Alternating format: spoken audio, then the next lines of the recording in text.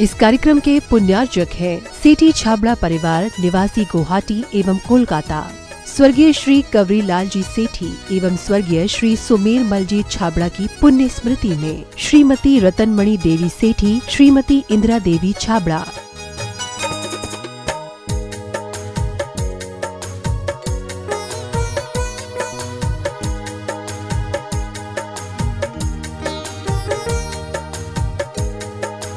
Indira lodges, ware housing और logistic park Guwahati, computer vision works, Vivaran Ghar Guwahati, Navkar www.navkargroup.in, aluminium framework प्रणाली, column box shuttering खिड़की प्रणाली और वास्तु उत्पादों के निर्माता कोलकाता। माता जी श्रीमती सरोज जैन, श्री नीरज जी जैन, शिखा जैन, श्री दीपक जी, आंचल जैन, आकर्ष जैन, ऋत्वी जैन, यशवी जैन, नेहल जैन और आरना जैन एवं सुख सरोज परिवार, सुख सरोज ज्वेलर्स प्राइवेट लिमिटेड, बगीची नंबर 3/6, गुरुद्वारा वाला साहिब रोड, आश्रम, नई दिल्ली। पिताजी माताजी स्वर्गीय श्री हीरालाल जी एवं स्वर्गीय श्रीमती नर्मदा देवी जी की पुण्य स्मृति में कविता जैन के जन्म दिवस के उपलक्ष्य में काका जी हंसराज जी, पूनम देवी, पुत्र श्री पवन कुमार, मीना देवी, श्री राकेश कुमार, कविता देवी, पौत्र पौत्री रवीना, यश, इच्छति, पार्श्वी, योगविद, समस्त माव ज्योत परिवार, बिरवा वाले, सलूम्बर, उदयपुर, राजस्थान।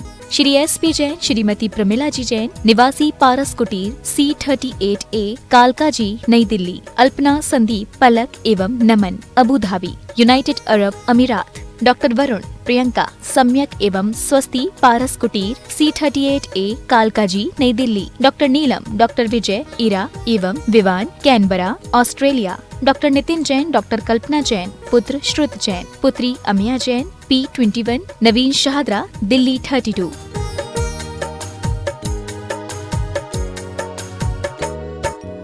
माता श्री सुशीलाबाई जैन, ललितपुर वाले, श्रीमती मीना, अनिल कुमार जैन, VSR, श्री विद्यासागर रोडवेज, नागपुर। पुत्री एवं दामाद श्रीमती सोनिया, श्री आदेश कुमार जी, पौत्र रेहान, मास्टर युवान जैन, सिंगापुर। श्रीमती स्वाति पीयूष जैन, मास्टर दर्श जैन, मास्टर गर्व जैन, BSR, श्री विद्यासागर रोडवेज परिवार, नागपुर। सौभाग्यवती किरण, कमल कुमार जैन, दिल्ली। सौभाग्यवती शिमला, राजेंद्र कुमार जी, घनसौर। सौभाग्यवती Mukta, Ajay Jain, dream soapy, BSR, Shri Vidyasagar roadways, Nagpur.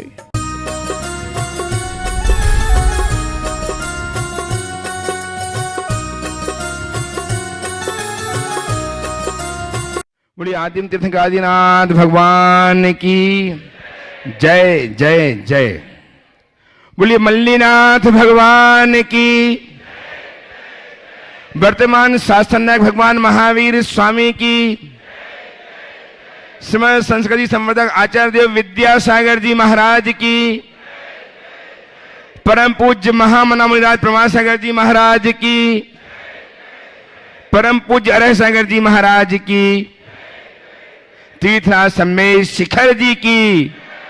अहिंसामयी Jain धर्म की। इस धर्म सभा में विराजित सभी सुश्राव को आपके जीवन एक अनुपम क्षण है ये, जबकि आप विराजे हैं तीर्थराज सम्मेश शिखर जी के स्वरंभ क्षेत्र में अवस्थित गुणायतन परिसर में, जहां विराजमान है, जहां निर्मित होने जा रहा है पाषाण से पंचायतन शैली का अद्वितीय अनुपम जिन मंदिर, और जहां निर्मित हो रहा है गुणायतन, जिसे देख सुन करके आप हम नहीं सारी सृष्टि दांतों तले अंगुली दबाएगी, जिसे देख करके हम अपने जीवन को धन्य मानेंगे और जिसके माध्यम से संपूर्ण जैन धर्म अक्षुण्ण होगा, संस्कृति अक्षुण्ण होगी। ऐसे गुणायतन में परम पूज्य आचार्य भगवान विद्यासागर जी महाराज के परम प्रभावक शिष्य महामना मुनिराज, जो जगत विख्यात हैं, गुणायतन प्रणेता, संघ का संविधान प्रवर्तक, भावना प्रवर्तक एवं संप्रेक्षण समय के रूप में, जिनकी वाणी को सुनकर आप हम नहीं अपितु पूरा विश्व अपने जीवन को, अपनी दैनंदिनी को सुधार रहा है, उत्तम कर रहा है। आज हमें अवसर मिला है जबकि हम साक्षात उनके समक्ष खड़े होकर के अपनी संकार प्रस्तुत करेंगे और जीवन को धन्य करेंगे। आइए मैं ऐसे श्री चरणों से आपको जोड़ूं, उसके पूर्व मैं चाहता हूं कि गुरुदेव का आशीष हमें प्राप्त हो, उनकी आशीष से लाभान्वित हों। अतः मेरे साथ उच्चारें, नमोस्तु महाश्री, नमोस्तु महाश्री, नमोस्तु महाश्री। धर्म और संस्कृति का सजा भव्य वितान, कदम बढ़ाकर मिलाकर वह चले धर्म और विज्ञान। इस धर्म और विज्ञान की संस्कृति को अक्षुण्ण बनाने वाले गुणायतन में अनेकानेक निरंतर जोते जा रहे हैं। आज भी बहुत सारे लोगों ने अनेक विध अपने आप को गुणायतन से संबद्ध किया है। उनके नाम में उच्चार रहा हूं, आपकी तालियां उनका अभिनंदन करें, उनके इस कार्य को प्रोत्साहित करें। आज स्वर्ण दान देकर के स्वर्ण कार्य के लिए अपने जीवन को स्वर्णिम बनाया है श्रीमती मिथिलेश कुमारी जैन, पुत्र नवनीत पायल जैन, नोएडा। वे यदि उपस्थित हैं तो आए, गुरुदेव चरणों की अभिनंदन करें, आशीर्वाद प्राप्त करें। उनका सम्मान करने के लिए ससम्मान आमंत्रित कर रहा हूं गुणायतन के श्रोमणी संरक्षक श्रीमान ऋषभ कुमार जी, सुमन जी जैन, मिर्जापुर। वे आएंगे, इनका सम्मान करेंगे।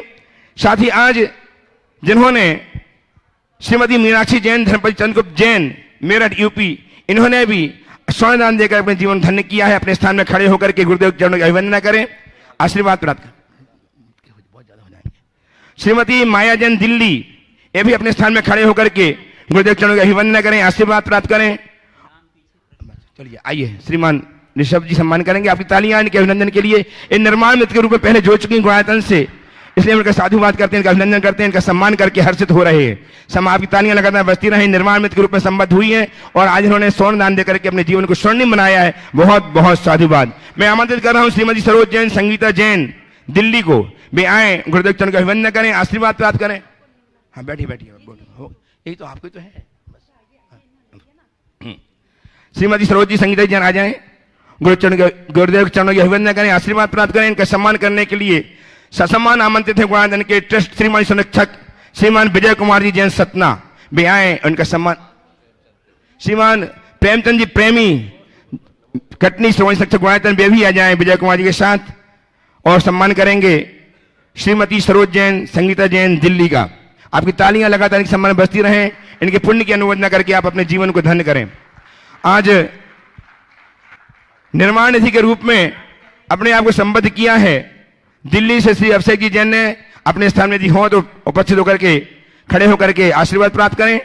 और हम रविंद्र कुमार जी जैन, सीमा जैन, नमन जैन, आगरा, ये यदि उपस्थित हो, निर्माण निधि के रूप में संबद्ध हुए गुणायतन से, अपने स्थान में खड़े होकर के आशीर्वाद प्राप्त करें। आरपी जैन, अतुल जैन, माया जैन, आइए माया जी जैन, इनका सम्मान करेंगे। सुभाष जी, सीईओ गुणायतन, आए सम्मान करने के लिए। आरपी जैन, अतुल जैन, जयपुर, इन्होंने भी निर्माण निधि के रूप में अपने आप को संबद्ध करके जीवन को धन्य किया है। बहुत बहुत साधुवाद। यदि उपस्थित हो, अपने स्थान में खड़े होकर के आशीर्वाद प्राप्त करने गुरुदेव का। निर्माण निधि के रूप में ही निर्माण लीग के लिए दान देकर के श्री अभिषेक जी जैन, दिल्ली, ये हर्षित हुए हैं। बहुत बहुत साधुवाद। श्रीमान राजन कुमार जी जैन, ज्योति जैन, दमोह, श्री अभय धनपाल चौगला, श्रीमती तेजस्वी अभय चौगला, चिक्कोड़ी, बेलगाम, इन्होंने अपने आप को संबद्ध किया है। बहुत बहुत साधुवाद। श्रीमती सुदेश जैन, मातेश्वरी, श्री संदीप जैन, दिल्ली, ये भी संबद्ध हुए हैं, निर्माण निधि के रूप में अपने आप को गुणायतन से जोड़े हैं। बहुत बहुत साधुवाद। और मैं आमंत्रित कर रहा हूं जो आज गुणायतन के स्तंभ के रूप में संबद्ध हुए हैं, श्रीमान अनिल कुमार जी नायक, श्रीमती विभा नायक, अनुभा नायक, अर्पिता नायक, पुणे। वे आए और गुरुदेव चरणों की अभिवंदना करें, आशीर्वाद प्राप्त करें। भोपाल और पुणे, ये भोपाल से हैं नायक जी, नायक परिवार। इनका तालियां बजाकर अभिनंदन कीजिएगा। लगातार तालियां बजती रहें। इनके पुण्य कार्य की अनुमोदना तालियों के माध्यम से निरंतर होती रहनी चाहिए। इन्होंने अपने आपको आज गुणायतन के स्तंभ के रूप में स्तंभित किया है, जोड़ा है। बहुत बहुत साधुवाद। सम्मान करने के लिए आए श्रीमान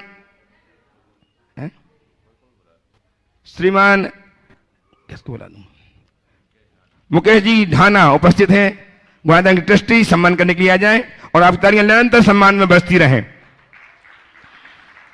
देखा नहीं, आइए। और अब हम प्रारंभ करने जा रहे हैं आपका अपना कार्यक्रम शंका समाधान, जिससे पाकर के हम जीवन को धन्य करते हैं। मैं सर्वप्रथम आमंत्रित कर रहा हूं श्री ऋषभ जी, सुमन जी जैन, गुणायतन के श्रोमणी संरक्षक, मिर्जापुर। उसके पूर्व सूचना कि समय बहुत निकट है, जबकि हम गुरुदेव की संयम उपकरण पिछ का प्रवर्तन देखेंगे 11 तारीख को।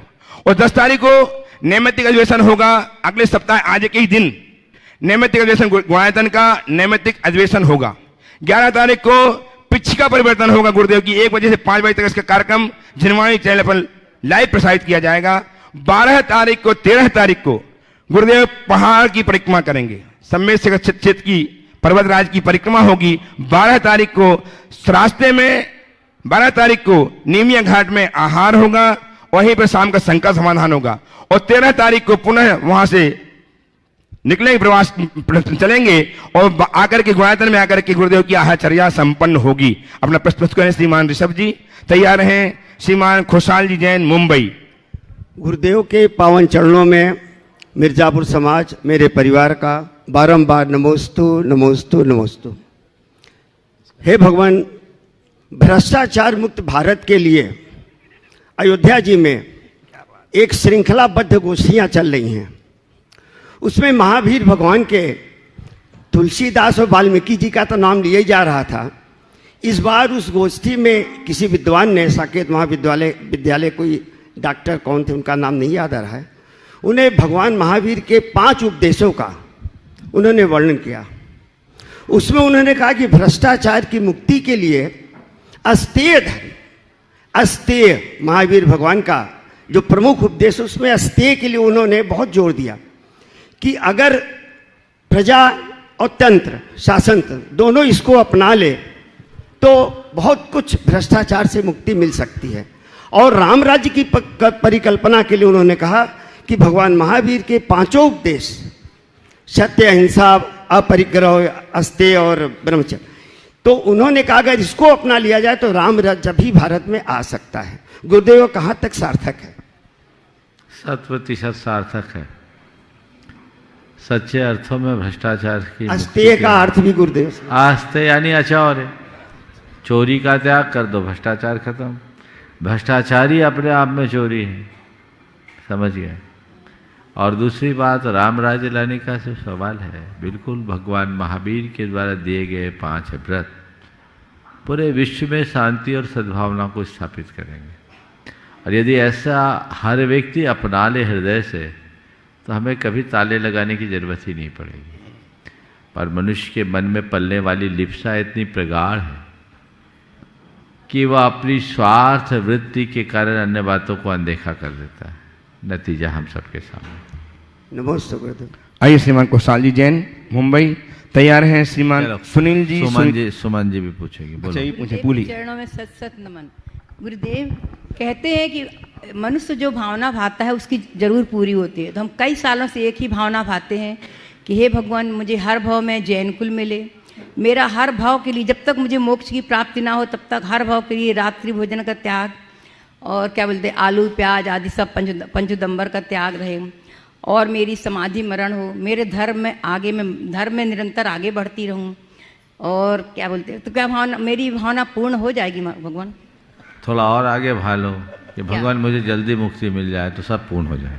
नमोस्तु भगवान, नमोस्तु भगवान, नमोस्तु। आइए श्रीमान सुनील जी, सुनीता जी जैन, खुशहाल सुशाल जी जैन तैयार रहेंगे। सुनील जी, सुनीता जी जैन, नौगांव, छतरपुर, ट्रस्टी गुणायतन। बोले दिगंबरत की ऊंचाइयों का स्पर्श कराने वाले मुनि द्वय प्रमाण सागर जी महाराज और अरह सागर जी महाराज को नमोस्तु नमोस्तु नमोस्तु। महाराज जी, मेरा प्रश्न है,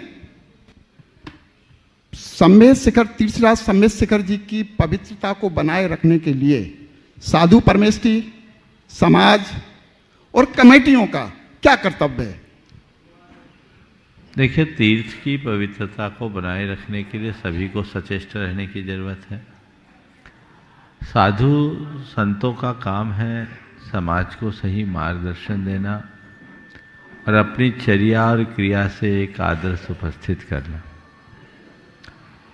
समाज का कर्तव्य है तीर्थ की पवित्रता को अक्षुण्ण बनाए रखने के लिए अपने अंदर संयम रखना, तीर्थ के प्रति निष्ठावान रखना, यहाँ की वंदना करते समय ऐसा कुछ नहीं करना जिससे यहाँ की पवित्रता खंडित होती हो।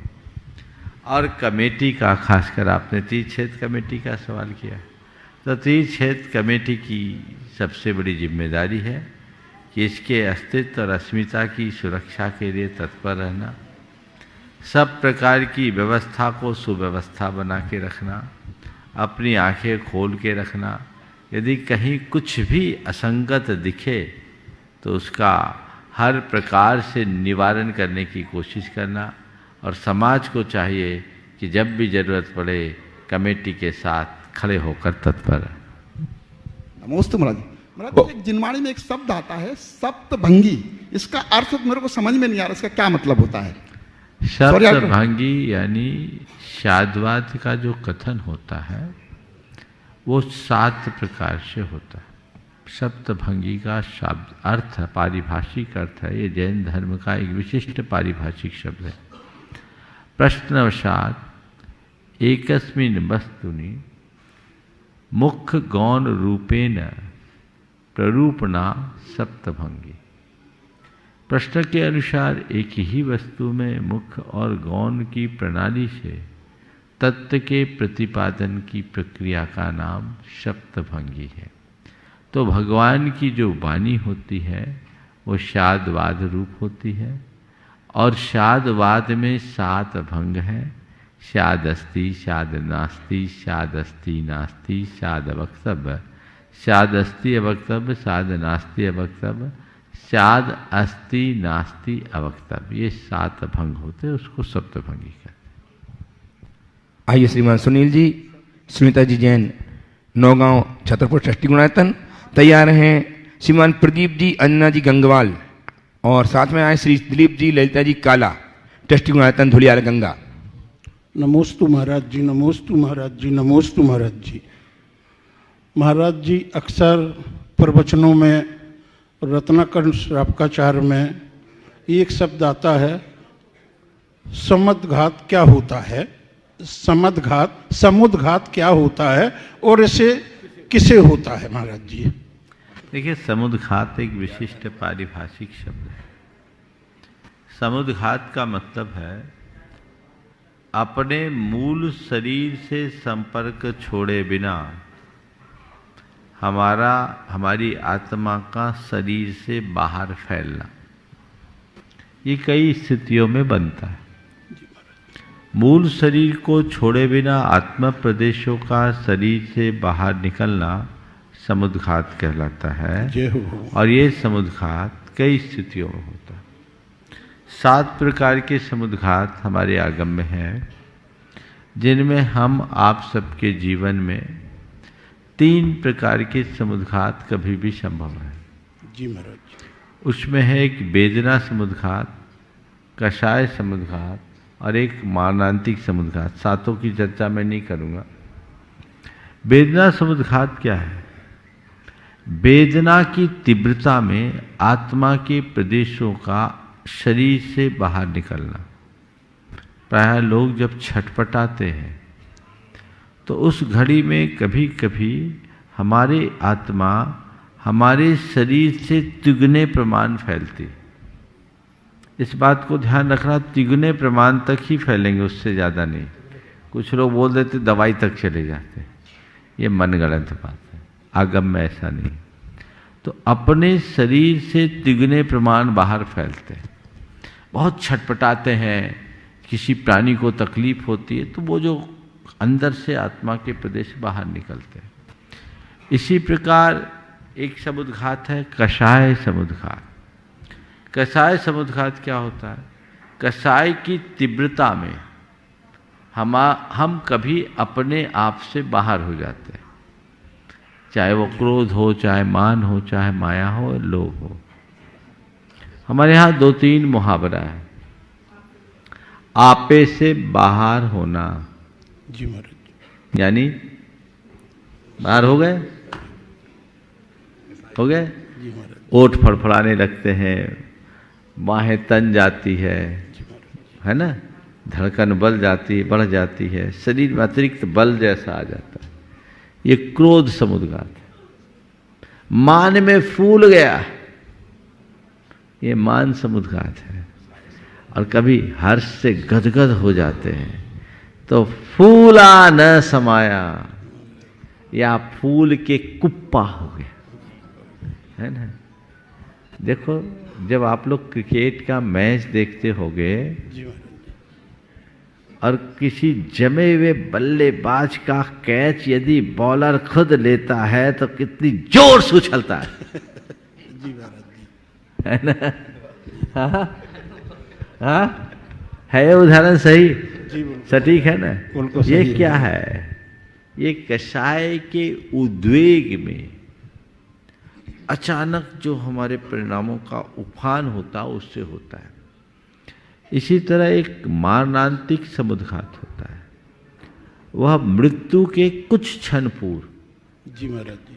किसी किसी आत्मा के साथ होता है, सबके साथ नहीं। उसमें उसे जहां जन्म लेना है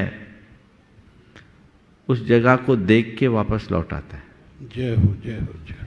अंतर मुहूर्त के उपरांत उसकी मृत्यु होती है, यानी अपना ठिकाना पहले खोज लेता है, जी महाराज जांच परख लेता है, फिर वो आत्मा वापस आती है। हालांकि उसका अनुभव उसे नहीं होता, जी। लेकिन आत्मा के प्रदेश वहां जा सकते हैं, जाते हैं। चलिए नमोस्तु भगवान। आइए श्रीमान प्रदीप जी, अंजना जी गंगवाल, श्रीमती ललिता जी, दिलीप जी काला, धुलियान गंगा ट्रस्टी गुणायतन, और तैयार रहेंगे श्री दिनेश जी, सपना जी, श्रीमती रजनी जी जैन सतना, ट्रस्टी गुणायतन। गुणायतन प्रणेता शंका समाधान सम्राट श्री प्रमाण सागर जी महाराज जी का नमस्तु नमस्तु नमस्तु। महाश्री, हमारी शंका ये है, जो जिनका नियम मंदिर जी के दर्शन करने के बाद आहार करने का नियम रहता है, लेकिन वो ट्रेन में यात्रा कर रहे हैं, लेकिन रास्ते में कहीं मंदिर जी के या मानस्तंभ का दर्शन हो जाता, तो उसके बाद ये भोजन कर सकते हैं क्या? और मूर्ति या जंत्र जी का दर्शन कोई करा दे, इसमें नियम पलता क्या? देखो, जिनके भी देव दर्शन का नियम है या जो व्रती है, उन्हें अपनी यात्रा ऐसी बनानी चाहिए जिसमें उनके आवश्यक अच्छे से पल सके। अर्थात आप अपनी यात्रा को ऐसा करिए कि रात भर चलिए, सवेरे भगवान के दर्शन कीजिए, पूजन कीजिए, फिर भोजन कीजिए, तब आपका नियम पलेगा। ये चलती ट्रेन में से मानसम देख लो और दिख गए दिख गए दिख गए, ये क्या है? ये दर्शन है क्या? ये तो एक प्रकार की गली निकाल ली आपने। आपके आवश्यक पूरे होने चाहिए ना। अगर या तो आप अपनी यात्रा को ऐसा बनाएं, इस तरीके से यात्रा अपनी करें, अथवा उपवास करें। बीच की गली उचित नहीं है। हमारे साथ शांतिलाल जी बाबा जी थे। 2010 में उन्होंने 11 दिन में 13,500 किलोमीटर की यात्रा की, पूरे केरला की है और दक्षिण की, पर यात्रा सब ट्रेनों से की, और ऐसे कि प्रतिदिन पूजन किया और प्रतिदिन भोजन किया। आप प्लान कीजिए, पर ये करना कि नहीं ये मानसम दिख गया हम दर्शन कर लें। बहुत सारे लोग करते हैं, इंदौर वाले आते हैं, खुरे से मानसम दिख गया हमने दर्शन कर लिया। अरे भाई, एक ट्रेन से उतर के दूसरे पे चढ़ जाओ, योजना बना के जाओ ना।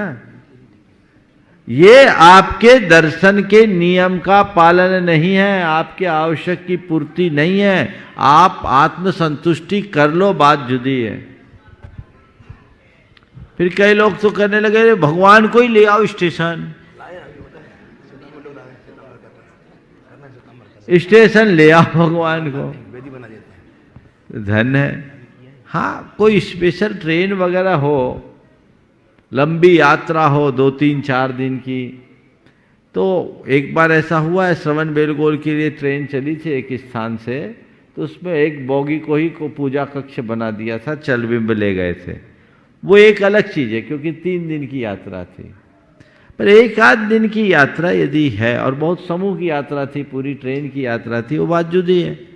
पर ऐसे 1-2 आदमी के लिए फिर कोई स्टेशन में ही भगवान को ले आओ, तो इतनी काय तकलीफ कर, अपने अटैची में भगवान ले जाओ। ये कौन सा तरीका? इसका औचित्य क्या है? विवेक तो रखिए। व्यवस्थाओं को व्यवस्थित बनाइए। अपने यात्रा के क्रम में यदि आप इन बातों को गंभीरता से देखेंगे तो कभी किसी प्रकार की दुविधा उत्पन्न नहीं होगी। इसलिए जब भी आप यात्रा के क्रम में जाएं, विवेक से रखिए। भगवान के दर्शन का मतलब ये थोड़ी कि झलक देख लो, बंधना है। ट्रेन तो इतनी रफ्तार से चलती है, 100 किलोमीटर की तो रफ्तार प्राय रहती है, क्या दिखेगी झलक? पास। इससे क्या होगा? इसलिए जो भी नियम आपके हैं ऐसा करिए। अभी भी बहुत लोग हैं जो अपनी यात्राएं करते हैं वैसे ही प्लान करते हैं। महाराज लगेज रहता है तो इतना लगेज रखते काहे को? अपरिग्रह अपनाओ, कम लगेज रखो, जितना जरूरी उतना रखो, और ज़्यादा साधन चाहिए तो थोड़ा कष्ट भी झेलो। लेकिन इस तरह की गली निकालना कतई उचित नहीं। आइए श्रीमान दिनेश जी, सपना जी जैन, श्रीमती रत्नी जी जैन, टेस्टी गुणायतन सतना, और तैयार हैं श्रीमान प्रदीप जी छावड़ा कोडरमा। आज के भगवान के परम प्रभावक शिष्य पूज्य मुनि प्रमाण सागर जी के चरणों में मेरा व मेरे परिवार का बारंबार नमोस्तु। गुरुदेव, आज की इस भाग दौड़ वाली जिंदगी में हम अपने समय, अपनी सेहत और अपने संबंधों, इन तीनों को कैसे मेंटेन करके चलें, कृपया इनका समाधान कीजिए। भाग दौड़ की जिंदगी में समय, सेहत और संबंध, इन्हें कैसे मेंटेन करें? देखिए, सबसे पहले बात तो यह है कि हम भाग दौड़ कर किसके लिए रहे हैं। ये सवाल अगर सामने आ जाए ना तो सारी समस्या का हल निकल जाए। ये भाग दौड़ आखिर किसके लिए? बस जिसके लिए भाग दौड़ है वो यदि मेरी प्राथमिकता हो जाए तो सारा खेल ही बदल जाए। बोलो किसके लिए? एक बार एक परिवार बैठा था, जो प्रमुख था वो युवा था और बड़ा उद्यमी था। थोड़े समय में उसने काफी बड़ा व्यापारिक विस्तार किया था। उसकी धर्मपत्नी ने मुझसे कहा उसके सामने ही कि महाराज जी, इनको समझाइए, इनके पास बिल्कुल समय नहीं रहता। सप्ताह में 6 दिन फ्लाइट पे बैठने वाला आदमी। मैं उसकी तरफ देखा तो उसने कहा, महाराज बस मैं जो कुछ कर रहा हूँ इन्हीं लोगों के लिए तो कर रहा हूँ, जो कुछ कर रहा हूँ इन्हीं लोगों के लिए तो कर रहा हूँ। पत्नी ने तत्क्षण कहा, महाराज हमें इनका पैसा नहीं चाहिए, हमें हमारा पति चाहिए। हमें इनका पैसा नहीं चाहिए, इनका कारोबार नहीं चाहिए, हमें हमारा पति चाहिए। हमें लगता है कि इनके कारोबार के कारण हमारा पति हमसे दूर जा रहा है और हमारे बच्चों का पिता उनसे दूर हट रहा है। तो मैं कहता हूं, बस हम कर रहे हैं वो किसके लिए कर रहे हैं? एक सवाल सामने, सारी प्राथमिकताएं बदल जाएगी। अगर परिवार के लिए कर रहे हो तो तुम्हारी प्राथमिकता परिवार होनी चाहिए, व्यापार नहीं। और परिवार को भी तुम तभी ठीक रख सकोगे जब तुम्हारा शरीर ठीक रहेगा, तुम्हारे मन में शांति होगी। और जब ये सब चीजें होंगी तो तुम अपने समय का भी सही उपयोग करेंगे। लोग एक अंधी दौड़ में दौड़ते हैं, वो दौड़ते तो हैं पर उन्हें ये पता नहीं कि मैं क्यों दौड़ रहा हूं और मुझे कहां तक दौड़ना, बस दौड़ रहे हैं। तो दौड़ते दौड़ते तो एक दिन क्या होगा? जन्म से लेकर मरण तक दौड़ता है आदमी, दौड़ते ही दौड़ते दम तोड़ता है आदमी। पूरी नहीं सुनाऊंगा, चलो। उपस्थित हों श्रीमान प्रदीप जी छावड़ा साहब कोडरमा से ट्रस्टी गुणायतन, और तैयार हैं श्रीमती कल्पना जी प्रदीप जी जैन सतना ट्रस्टी। द्वय महाराजों को जुमृत लिया जैन समाज का सादर नमोस्तु नमोस्तु नमोस्तु। मेरे परिवार का भी पूरा सादर नमोस्तु नमोस्तु। महाराज जी, मेरा छोटा छोटा 2 क्वेश्चन है। एक तो एकांत और अकेला में क्या अंतर है, और दूसरा आज जिस उद्देश्य के साथ हम लोग यहाँ मधुबन आए हैं, चक्रवर्ती विवाह क्या है और इसका क्या तात्पर्य है? एकांत और अकेलापन में क्या अंतर है? पहला सवाल। एकांत क्या है और अकेलापन क्या है? एकांत का मतलब है वह परिणति जहां भीतर कोई कोलाहल न हो,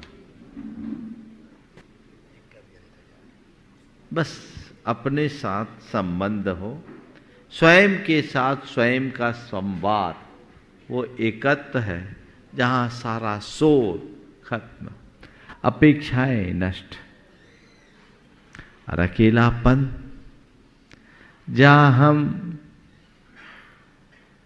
लोगों से अपेक्षा करे रखे, उसकी पूर्ति न हो और व्यक्ति स्वयं को बेबस, लाचार और असहाय सा महसूस करे। संत कहते हैं अकेलापन का एहसास कभी मत करो और एकत्व का आभास कभी मत छोड़ो, जीवन तभी आगे बढ़े। आपका दूसरा सवाल, चक्रवर्ती विवाह क्या है? देखिए, चक्रवर्ती विवाह नाम से कोई शास्त्रीय नाम तो नहीं है, पर बहुत अच्छा है कि शास्त्रीय परिपाटी से होने वाले विवाह को चक्रवर्ती विवाह नाम दे दिया गया। और ये अच्छा भी है ताकि हमारे समाज के धनी मानी लोग इस तरफ अपना रुझान रख सके। विवाह संस्कार की जो विधि हमारे शास्त्रों में बताई है, उसमें लिखा है पाणी ग्रहण का संस्कार कहाँ करें? क्वचित पुण्याश्रमे सिद्ध प्रतिमा साक्षी के। इस शास्त्र का विधान है आदि पुराण में। किसी पुण्य आश्रम में और सिद्ध प्रतिमा की साक्षी में आप विवाह का संस्कार करें। आजकल सब उल्टा हो गया। अब सिद्ध प्रतिमा कहाँ ले जाए? धर्मशालाओं में पहले विवाह होता था, अब डेस्टिनेशन मैरिज होने लगी, तो यंत्र ले जाने लगे। दिन रात का कोई विकल्प नहीं, वो अमर्यादित है। तो सिद्ध प्रतिमा की साक्षी में किसी पुण्य स्थल में विवाह का विधान है और सारे संस्कार दिन में संपन्न करने का प्रावधान है। चक्रवर्ती विवाह की जो बात है, बहुत अच्छा स्वरूप। वर वधू जिस दिन विवाह की क्रिया हो, भगवान की साक्षी में, जिन प्रतिमा की सानिध्य में विधान करे, हवन करे। 3 प्रकार की अग्नियों का विधान है। उसकी साक्षी में वही पानी ग्रहण करे, वहीं फेरे हो और उस दिन उपवास रखे। यदि शक्ति ना हो तो एकासन करे। विवाह भी एक प्रकार की दीक्षा है, गृहस्थ दीक्षा। विवाह के बंधन से गृहस्थ आश्रम में प्रवेश होता है। कोई विवाह कोई रास लीला नहीं है। विवाह पानी ग्रहण के रूप में जीवन का एक श्रेष्ठ संस्कार है, जिसका प्रभाव पूरे जीवन चलता है। तो एकासन करे अथवा उपवास कर सके तो उत्तम है। और वहीं पर विवाह की पूरी विधि हो, जिसमें किसी प्रकार का आडंबर न हो, विशुद्धि के साथ। फिर आप अपनी और घर में जो मंगल उत्सव मनाना है उसके लिए आप स्वतंत्र हो, पर पानी ग्रहण के संस्कार की विधि तो केवल यही है। और उसी रीति से विवाह की विधि को संपन्न करना चाहिए। यही चक्रवर्ती विवाह का एक रूप है। बहुत अच्छी बात है कि प्रेमी परिवार ने और उधर से मुकेश भाई ढाना सागर की ये युति बन रही है और दोनों एक संपन्न परिवार है। इन्होंने ये पहल की कि हम अपने बच्चों का संबंध चक्रवर्ती विवाह की तरह करेंगे सादगी के साथ। मैं समझता हूँ इससे समाज में एक बहुत अच्छा संदेश जाएगा और अन्य लोग भी इस तरफ आकृष्ट होंगे। आप जो डेस्टिनेशन मैरिज करते हैं उन्हें देखिए प्रायः 5 स्टार होटलों में होता है। पैसे तो आपके लगते हैं, सो आप जानते ही हैं। वेन्यू में और कैटरिंग में कितने रुपए लगते हैं किसी से छिपा नहीं है। लेकिन जिस जगह आप अभी अपने बच्चों का पानी ग्रहण कराने जा रहे हैं, 2, 4, 6 घंटे पहले वहीं किसी दूसरे का पानी ग्रहण हुआ है जिसमें शराब, शबाब, कबाब सब चला है। अभी उन प्राणियों की कराह भी वहां गूंज रही होगी। उस स्थल पर विवाह का संस्कार कैसे उचित होगा? इस पर पूरी समाज को गंभीरता से विचार करना चाहिए। आज हमारे समाज का करोड़ों रुपया ऐसे कार्यों में नष्ट हो रहा है। पहले विवाह में लोग खर्च करते थे, वो लड़का लड़की के पास जाता था। आज सारा पैसा कैटरिंग में जाता है और होटलों में जाता है, वेन्यू में जाता है। ज़्यादा खर्चा तो लोग बोलते हैं महाराज पूरे विवाह के बजट का लगभग 60% से ज़्यादा इन्हीं में चला जाता है। ये व्यर्थ है, व्यर्थ नहीं अनर्थ है। इस पर पूरी समाज को, ओम डिस्टर्ब नहीं करो, बैठ जाओ, पूरी समाज को गंभीरता से विचार करनी चाहिए। एक अच्छा सकारात्मक परिणाम मुझे ये दिख रहा है कि युवक युवती खुद उत्साहित होकर के इस तरह के संस्कार में बंधने के लिए तत्पर हो रहे हैं। मेरे पास प्रायः रोज ही एक जोड़ा आ जाता है कि महाराज हम चक्रवर्ती विवाह करके आए हैं। चक्रवर्ती विवाह के बाद यह है कि पानी ग्रहण होने के उपरांत किसी तीर्थ यात्रा करो, तीर्थ की वंदना करो, गुरु के दर्शन करो। जब तक ये नहीं करो तब तक ब्रह्मचर्य रखो और उसके बाद घर जाकर आप अपना गृहस्थ जीवन शुरू करो। तो ये बहुत अच्छी बात है, ये योग मिला। और देखो मंदिर जी में कहीं भी कर सकते थे और कर सकते हैं, लेकिन सम्मेद शिखर में आप लोग आए तो इस बहाने शिखर जी की वंदना का भी सौभाग्य मिल गया। लोग आते समूह ले लेकर के शिखर जी की वंदना कराने के लिए। कोई 100 को लाता है, कोई 200 को लाता है, कोई और ज़्यादा को लाता है अपनी ओर से। यहाँ तो एक टिकट में 2 फायदे हो रहे और सबके पुण्य का 6वां हिस्सा जिसके निमित्त से हुआ उसके खाते में जाएगा। इसलिए इस पर बहुत गंभीरता से विचार होना चाहिए और समाज को इसका अनुकरण करना चाहिए। तीर्थ क्षेत्रों में विवाहों के प्रति रुझान तो बढ़ा है, लेकिन यहां पर भी वही माहौल जो विवाह शादी में तुम लोग करते हो होटलों में, वो उचित नहीं है। बिल्कुल शास्त्रीय विधि से करो। प्रायः आप लोगों के विवाहों में जिस समय फेरे पड़ते हैं उस समय सबसे ज्यादा हंसी ठिठोली होती है, मजाक होती है, ओछापन। ये एक प्रकार की अवमानना है, महान पाप और अनर्थ है। उस संस्कार में तो सबसे ज्यादा गंभीरता होनी चाहिए, भाव विशुद्धि के साथ। समझ गए? अपने यहाँ ऐसा कम देखने को मिलता है। मैं यही झारखंड में एक स्थान पर था, बिहार करते हुए अचानक पहुंचना हुआ। तो जिस धर्मशाला में रुकना था पता लगा बुकिंग है, देहात था, पेटरवार की बात है।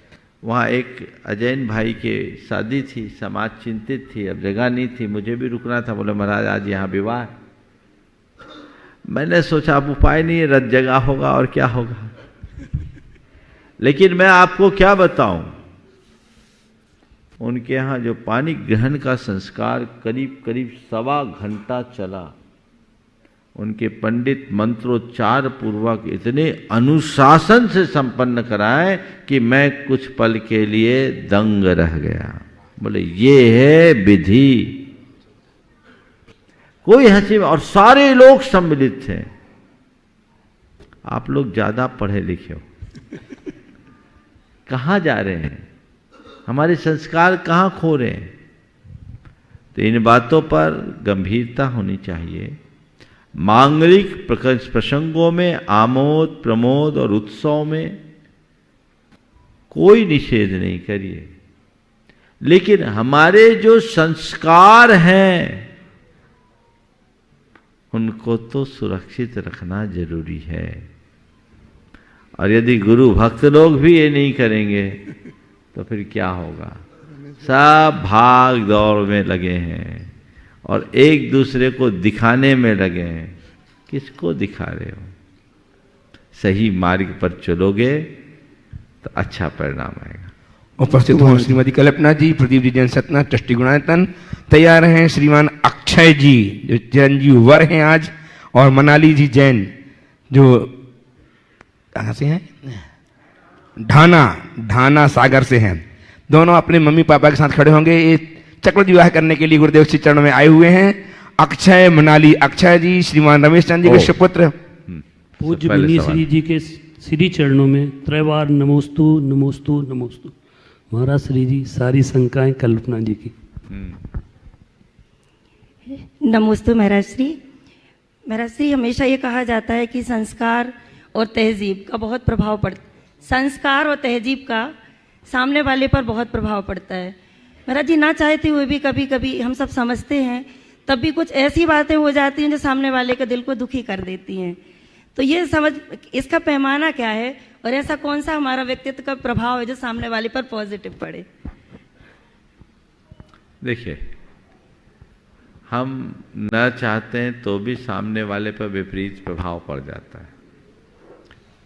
आपने पूछा उसके लिए हम क्या करें। कुछ चीज़ें ऐसी होती है जो हमारे पुराने संस्कारों के कारण हमें प्रभावित करती है और हमारे जीवन में वैसा हो जाता है।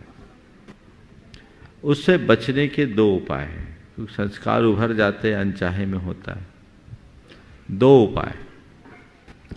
पहला उपाय तो ये है कि जब कभी भी हो तो हम उसका एहसास करते ही अपनी निंदा गढ़ा करें, मन ही मन संकल्प लें कि अब मैं इसकी पुनरावृत्ति नहीं करूँगा।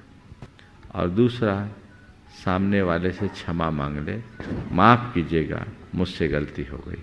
यदि ये 2 उपाय करना शुरू कर दे तो कुछ भी हो, गड़बड़ियाँ होगी पर झमेला नहीं होगा। महाराज जी, इसका पैमाना क्या है? हम कैसे समझें कि हम पॉजिटिव करें इनके साथ? देखिए, अगर हमको दिख रहा है, आपने पैमाना पूछा है तो मैं कह रहा हूँ सभी क्षेत्र में मेरा श्री, सभी क्षेत्र में ही, एक व्यवहारिक क्षेत्र में मैं कह रहा हूँ, हर व्यक्ति अपने स्तर पर तो जो कुछ करता है सोचता है वो उसे पॉजिटिव ही सोचता है। लेकिन हमारी बातें पॉजिटिव है या नहीं, इसका पैमाना हमारे पास नहीं।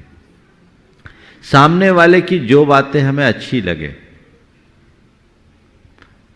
सामने वाले के प्रति हम वैसे ही बात करें, और सामने वाले की जो बातें हमें अच्छी न लगे हम उसके प्रति वैसी बात न करें। बस यही एक श्रेष्ठ पैमाना है। इसे अपना ले तो सब काम। शुभकामनाओं सहित उपस्थित हों श्रीमान अक्षय जी, मनाली जी जैन सतना से अपने मम्मी पापा के साथ, और तैयार रहेंगे प्रेमचंद जी, संध्या जी जैन संरक्षक गुणायतन, जिनका आज जन्मदिन है संध्या जी का। वो आप आशीर्वाद प्राप्त करेंगी और प्रश्न भी प्रस्तुत करेंगी। ओ महाराज श्री के चरणों में 3 बार नमोस्तु नमोस्तु नमोस्तु। महाराज श्री, हम लोग एक नए जीवन में प्रवेश करने जा रहे हैं, तो हमारा नया जीवन धर्ममय और सुखद कैसे हो, कृपया मार्गदर्शन प्रदान करें। बहुत अच्छा सवाल किया। नव जीवन में प्रवेश कर रहे हैं और हमारा नया जीवन धर्ममय और सुखद कैसे हो। सबसे पहली बात तो ये समझना है कि तुम लोग जो विवाह के बंधन में बंध रहे हो, ये केवल मौज मस्ती और भोग विलास के लिए नहीं, ये संसार को बढ़ाने के लिए नहीं, अपने जीवन को धर्म ध्यान से सार्थक बनाने के लिए। विवाह की क्रिया को हमारे यहाँ केवल विवाह नहीं कहा जाता है, धर्म विवाह कहा जाता है। क्या कहा जाता है? क्या बोलते हैं? समझ गए? तो धर्म विवाह कर रहे हो और विवाह के बाद तुम्हारी जो संगनी है वह तुम्हारी धर्म पत्नी होगी। इसके मतलब को समझो। लोगों के विवाह हुए 50-50 बरस बीत गए होंगे, वो भी यहाँ बैठे होंगे, लेकिन विवाह का मतलब नहीं जानते होंगे, विवाह का उद्देश्य नहीं जानते। विवाह है धर्म विवाह, यानी अब विवाह के बाद मुझे अपने धर्म का पालन करना है। उसमें पहला धर्म तुम्हारा अपने पति धर्म का पालन करना। तुम्हारी पत्नी पत्नी धर्म का पालन करे। समझ गए? तो मैं पति बनने जा रहा हूं तो मैं एक आदर्श पति बनूं, और तुम्हारी संगनी तुम्हारी पत्नी बनेगी तो वो एक आदर्श पत्नी बने। पूरी बात करूंगा तो बहुत समय लग जाएगा, संकेतों में बोल रहा हूं। दूसरी बात, अब विवाह कर रहा हूं तो मुझे विशेष रूप से धर्म पुरुषार्थ करना है। विवाह के बंधन में बंधने के बाद ही त्रिवर्ग की सिद्धि होती है। त्रिवर्ग धर्म अर्थ और काम, इन तीनों पुरुषार्थों के मध्य सम्यक संतुलन बनाने को कहा जाता है। शास्त्रों में लिखा गया है कि त्रिवर्ग संसाधन मंत्रेण पशुभिरायु निफलम नरस्य तत्रापि धर्मम प्रवरम वदन्ति नतम बिना भव तोर्थ कामो। त्रिवर्ग की सिद्धि के अभाव में मनुष्य की आयु पशुओं की तरह निरर्थक है। उसमें भी धर्म सबसे श्रेष्ठ है। धर्म के बिना अर्थ और काम भी पुरुषार्थ की संज्ञा नहीं पाते। तो धर्म अर्थ और काम, इन तीनों पुरुषार्थों में संतुलन बनाकर मुझे जीना है। लक्ष्य रखो मेरे जीवन में कहीं किसी प्रकार की त्रुटि और कमी न रहे और मैं इसी मार्ग से आगे बढ़ सकूं, ऐसा पुरुषार्थ और प्रयास करो। प्राय लोग विवाह के बंधन में बंधने के बाद धर्म कर्म से दूर हो जाते हैं, जबकि उनको प्रमुखता देनी चाहिए। हमारे शास्त्रों में विवाह के 3 उद्देश्य बताए। पहला उद्देश्य धर्म संपत्ति, यानी धर्म का अनुपालन। अब मुझे विशिष्ट रूप से धार्मिक क्रियाकलापों को पूरा करना है, और तुम्हारा तो सौभाग्य है धर्म क्षेत्र में विवाह कर रहे और धर्म करते हुए विवाह में बन रहे। जीवन की आखिरी सांस तक मेरा धर्म ध्यान और धार्मिक क्रियाएं प्रभावित न हो, पुरुषार्थ तुम्हारा होना चाहिए। तो विवाह का पहला उद्देश्य है धर्म संपत्ति। दूसरा उद्देश्य है प्रजा उत्पत्ति। तीसरा उद्देश्य है रति। तीसरे नंबर में दिया है रति को। तो पहला काम धर्म की संप्राप्ति और दूसरा काम प्रजा की उत्पत्ति। ये दोनों आजकल गौल है, बस रति में ही रंग है। अनंत काल से वही तो करते आए हो, वही तो संसार बढ़ा रहा है। संसार को समेटना है तो सबसे पहले धर्म संपत्ति, फिर प्रजा उत्पत्ति, ताकि हमारी संतति आगे बढ़े, संस्कृति सुरक्षित हो। आजकल के तो चाहते ही नहीं है। 5-5 बरस हो जाता, कहते हमने भी बच्चा प्लान ही नहीं किया। अब बच्चा भी लोग प्लान से करने लगे हैं, और जब फिर प्रकृति का प्लान सामने आता है तो वो प्लेन हो जाते हैं, मामला बिगड़ जाता है। नहीं, सहज, उसमें अपनी बुद्धि मत लगाना। जो प्राकृतिक रूप से हो वो हमें स्वीकार करना चाहिए। ये हमारा धर्म है।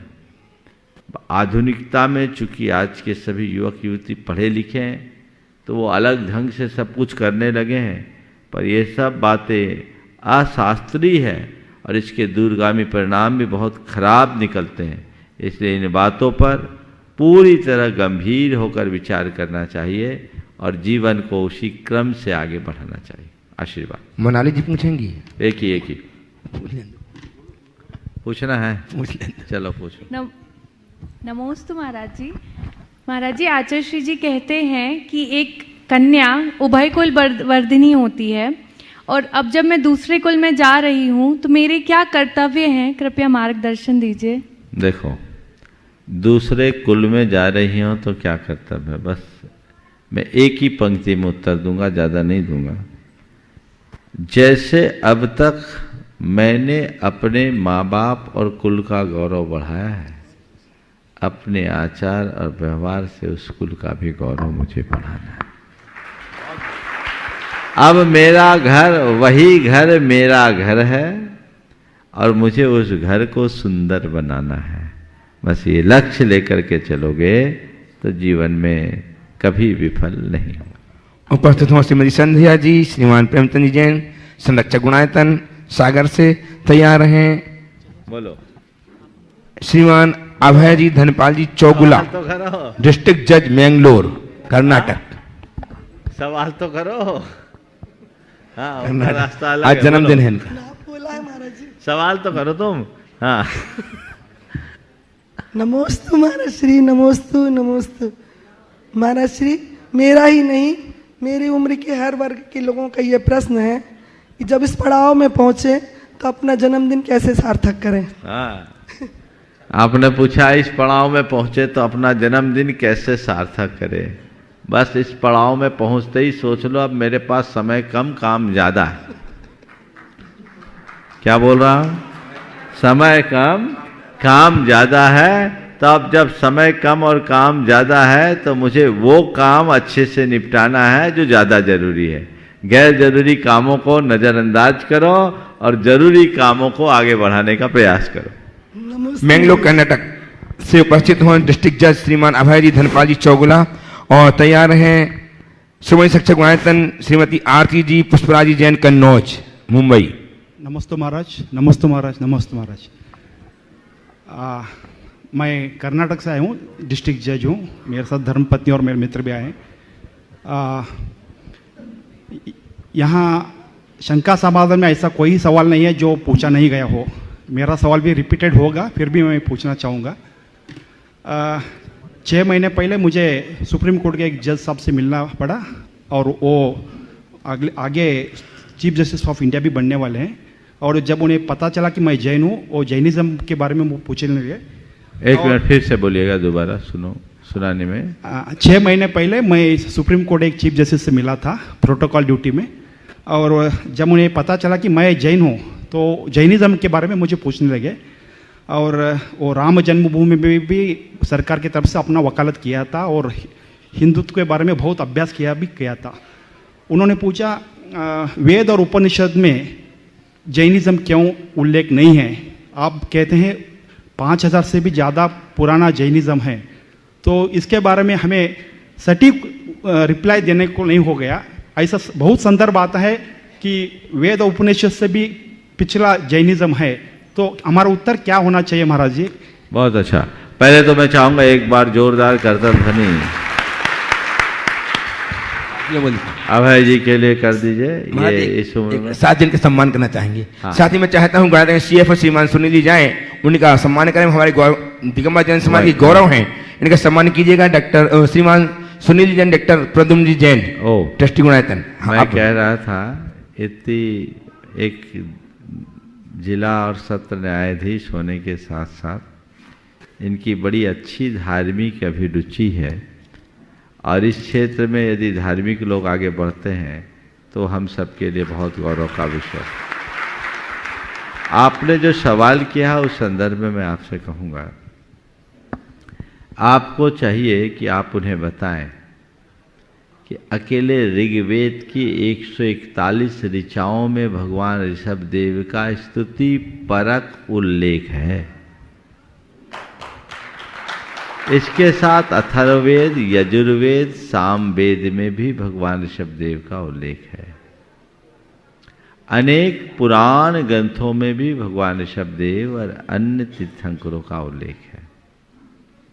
इसके संदर्भ में यदि उन्हें विशेष जानना है तो हमारी कृति है जैन धर्म और दर्शन। उसमें एक चैप्टर है जैन इतिहास एक झलक, बहुत संक्षेप में उनका वर्णन है। आप उन्हें वो दे सकते हैं, उन्हें जरूर भेंट करें। और एक आर्टिकल है डॉक्टर गोकुल चंद जैन का, ऋग्वेद में ऋषभवाची ऋचाएं, आप उनको पहुंचाएं। दिल्ली से एक स्मारिका निकलती थी ऋषभ सौरभ, उसमें भगवान ऋषभदेव का वेदों में, पुराणों में और अन्य पुरावशेषों में अनेक सा जो उल्लेख है उनका उल्लेख है, आप उसे देख सकते हैं। तो आप उन्हें सप्रमाण बताएं और जरूर उन तक वो पुस्तक भेजें, उनकी धारणा बदलेगी। जैन कन्नौज से समय संक्रांतन उपस्थित हों और तैयार हैं बाल ब्रह्मचारी भैया तरुण जी, श्रद्धेय तरुण जी इंदौर। दोनों गुरुवरों के चरणों में मेरा सादर नमन। हे गुरुदेव, दो पंक्ति के माध्यम से मैं अपना प्रश्न पूछती हूँ। समय बहुमूल्य है, समय बहुमूल्य है पर जीवन अमूल्य है, और जो न समझ पाया तो ये मानव की भूल है। तो हे गुरुदेव, बहुमूल्य और अमूल्य को किस तरह से समझें कि हम भूल से बच सकें? समय बहुमूल्य है, जीवन अमूल्य है, जो न समझ पाया तो जीवन की भूल है या मानव की भूल है। आपने पूछा है कि बहुमूल्य और अमूल्य को हम कैसे समझें, भूल को सुधार लें। समझ गए?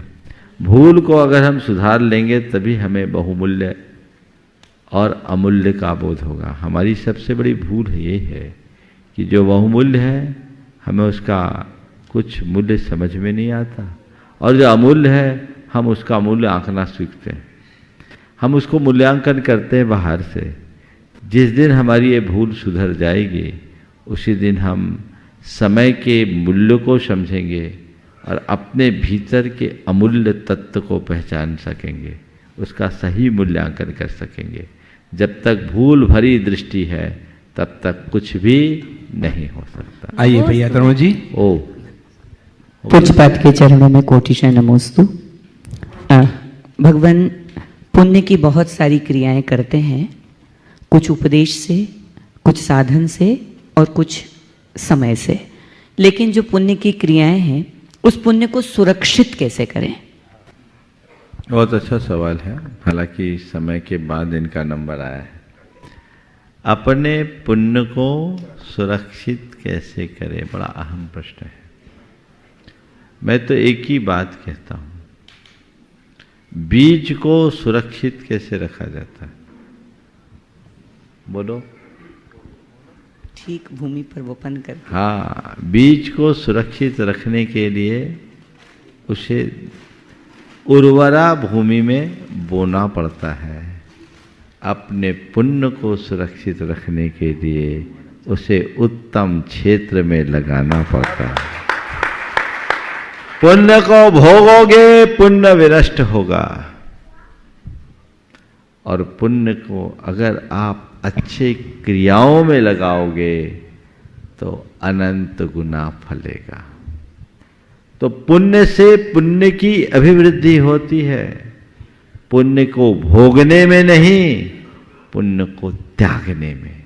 इसलिए पुण्य को भोगो मत, पुण्य को त्यागो। पुण्य की क्रिया को नहीं, पुण्य के फल को। पुण्य को जितना भोगोगे उतना पाप होगा, और पुण्य को जितना त्यागोगे उतना पुण्य बढ़ेगा।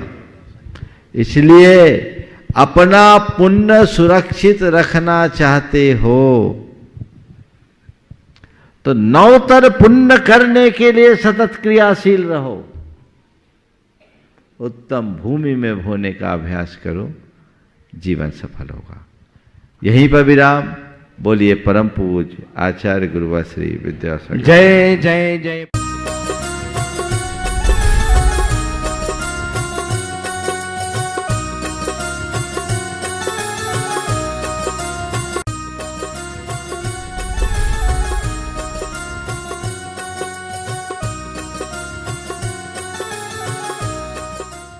इस कार्यक्रम के पुण्यार्चक थे सेठी छाबड़ा परिवार निवासी गुवाहाटी एवं Kolkata.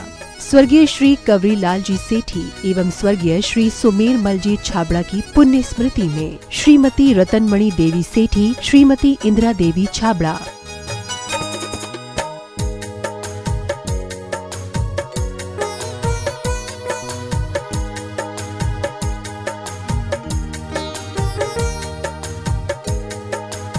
Indira lodges, ware housing और logistic park Guwahati. Computer vision works, Vivaranghar Guwahati. Navkar www.navkargroup.in। Aluminium framework प्रणाली, कॉलम बॉक्स शटरिंग खिड़की प्रणाली और वास्तु उत्पादों के निर्माता कोलकाता। माताजी श्रीमती सरोज जैन, श्री नीरज जी जैन, शिखा जैन, श्री दीपक जी, आंचल जैन, आकर्ष जैन, पृथ्वी जैन, यशवी जैन, नेहल जैन और आरना जैन एवं सुख सरोज परिवार, सुख सरोज ज्वेलर्स प्राइवेट लिमिटेड, बगीची नंबर 3/6, गुरुद्वारा वाला, साहिब रोड, आश्रम, नई दिल्ली।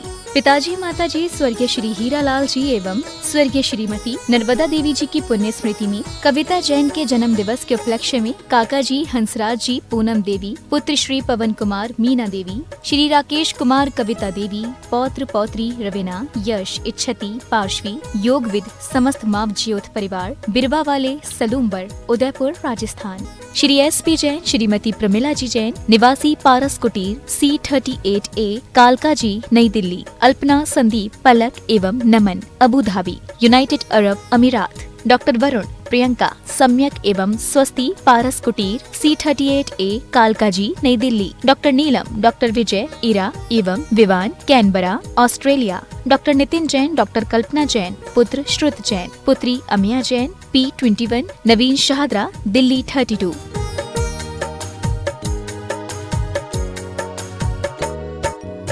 माता श्री सुशीलाबाई जैन, ललितपुर वाले। Shrimati Meena, Anil Kumar Jain, VSR, Shri Vidyasagar roadways, Nagpur. पुत्री एवं दामाद श्रीमती सोनिया, श्री आदेश कुमार जी, पौत्र रेहान, मास्टर युवान जैन, सिंगापुर। श्रीमती स्वाति पीयूष जैन, मास्टर दर्श जैन, मास्टर गर्व जैन, VSR, श्री विद्यासागर रोडवेज परिवार, नागपुर। सौभाग्यवती किरण, कमल कुमार जैन, दिल्ली। सौभाग्यवती शिमला, राजेंद्र कुमार जी, घनसौर। सौभाग्यवती Mukta, Ajay Jain, dream soapy, BSR, Shri Vidyasagar roadways,